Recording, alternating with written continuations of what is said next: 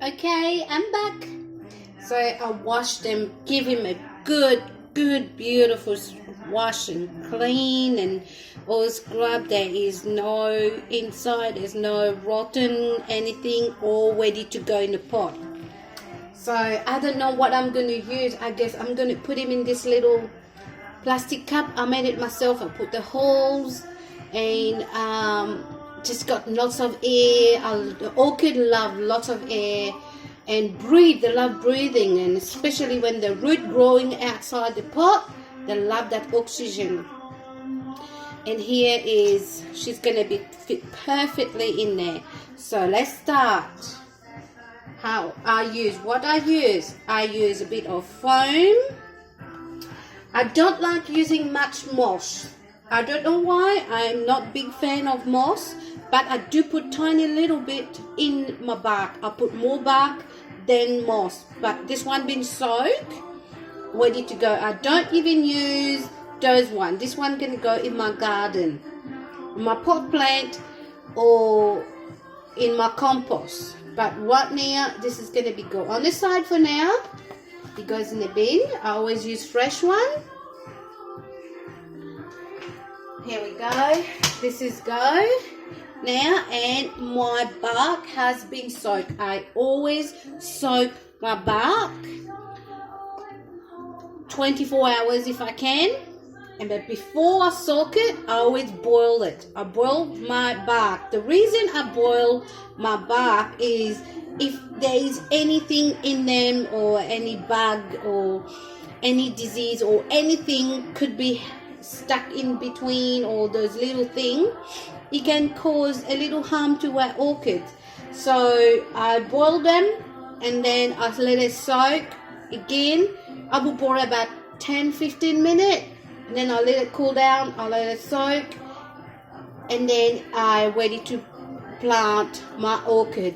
And that is when I bark it, soak it and boil it, is already suck all the water. As you know, the trees take a while to soak lots of water, and that is already soaked, ready to go and plant. Here we go. Let me move this out of the way. There we go, friends. So what I do, I put a little bit of this in there just to get more drainage, because orchid doesn't like at all lot of water. They don't like lots of water. Sit in the water, they don't like it. This is how I put my mulch. I don't put much. I just put just to keep it a little bit, to give the bark a little bit more warm and more sticky water. But that's all he will get. It will not get any more than that. Maybe one or two I might put in the middle. And I just put a little handful in there. Here you go. This is how I plant with all my orchids. So I just make sure I put my little beauty in there, my little gorgeous girl. So you do not sit too low. You do not sit your orchid too low. You just want it to be a little bit higher and up, so the air, your root can get some air and breathe same time. So here we go. A handful of bark straight in middle. So just put some in the middle. You can. So he sit in there very well. And the reason I use, that's my personal choice, as everyone have different choice how they use. And main bark is, it's just where they are living in the forest, in the wood. They live in the bark. They live in a place where there is always trees, and that's their home. This is how they like to live, and I like using this, but everybody have different opinion. And there we go.